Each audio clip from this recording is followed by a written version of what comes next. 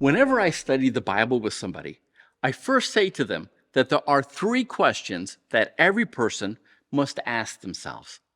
The first question you need to ask is this: is there a God? Because if there is no God, then nothing in the Bible matters. So you have to ask yourself, is there a God? Now, if you agree that there is a God, then the second question you need to ask yourself is this: if there really is a God, well, what is he like? Is he full of anger and wrath, or is he a loving God? Is he a tyrant with a big ego, or is he kind, caring, and compassionate?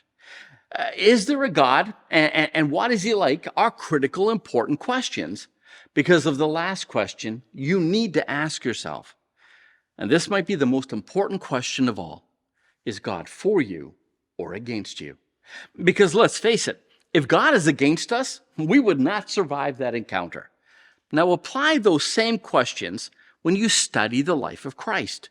When you see Jesus with the woman at the well, or the widow who had lost her son, or the two demoniacs, or the 10 lepers, or the man beside the pool of Bethesda, or the woman caught in adultery, when you see all of this, what do these stories tell you about who God is?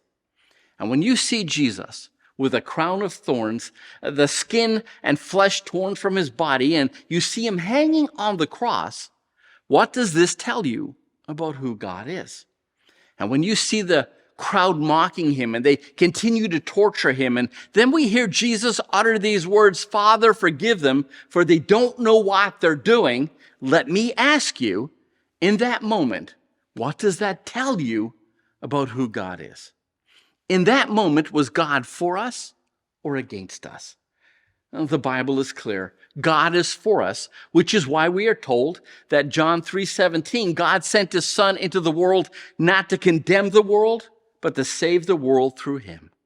And we know that he succeeded because Romans 8:1 says, "So now there is no condemnation for those who belong to Christ Jesus." And in verse 2, "And because you belong to him, the power of the life-giving Spirit has freed you from the power of sin that leads to death." Later, Paul would go on to say that if God is for us, who can stand against us? Jesus' mission was to seek and save because God is always for us. And we're going to learn that that is our mission, and the mission has never changed. Thank you for stopping by. I'll see you tomorrow.